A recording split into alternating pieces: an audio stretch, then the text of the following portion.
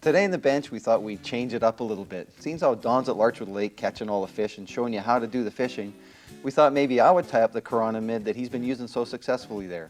So get this list of ingredients ready in order to tie the fly.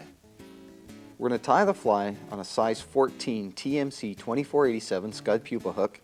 We're going to use 6/0 red thread for the tag and for tying the fly in. We use red copper wire for the rib, black super floss for the body, peacock herl for the thorax, a 3/32 gold bead to enhance the fly, and white antron for the gills. So we're going to start by tying in our red thread, and we're just going to tie it in at the front end because we're going to put the gill plate on and then we're going to put the bead on, so we don't want to tie it in too far back. So we take our white antron, a nice clump of white antron. This is going to be for the gill plate. Extend it out past the front. So now I'm just going to whip finish this off so I can take the hook out of the vise and put on the glass bead. Again, try not to build up too much of that tying material up at the front there because the bead's got to fit on it.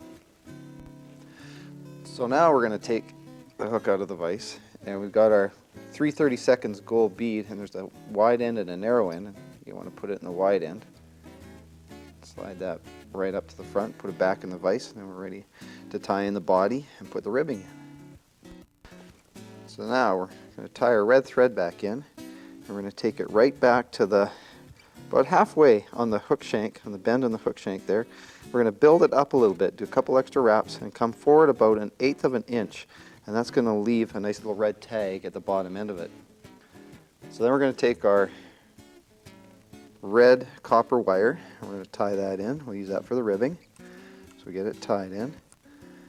And then we're going to take our black super floss for the body, and we get it tied in. Get that thread right up to the bead, and then we wrap in our body. And the nice thing about the super floss, and why we like to use the super floss, is if you pull it, it makes a nice thin body, and it gives it a little bit of a segmented look as well. We're leaving about 1/8 of an inch off the bottom for that nice red tag, and you just keep working this all the way right up to the bead. So now we take our red copper wire, and you can see we've got a nice little tag of red thread sitting off the back. You could tie it with the red copper wire. That's what Brian Chan did, and that looked really nice as well. So we're just going to segment the body up. The last step of the fly now is to add the thorax, and we're going to use one single strand of peacock herl. So we just lay that on, and again, this is just to build up the thorax area, because if you look at the chironomids, they do have kind of a puffy area right there, and so you don't want a whole lot there, so we're going to wrap it maybe 3 or 4 wraps.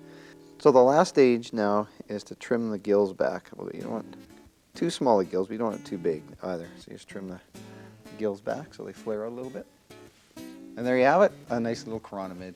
And you know, it doesn't really matter how good the fly looks. I know if Don was here to tie the fly, it would look a lot better than that. But what's important is that the fly catches fish. And I know this fly is going to catch fish, so I'm going to put it in my fly box for the next time I'm out at Larchwood Lake. But right now, let's get back to Don, because he's there catching fish.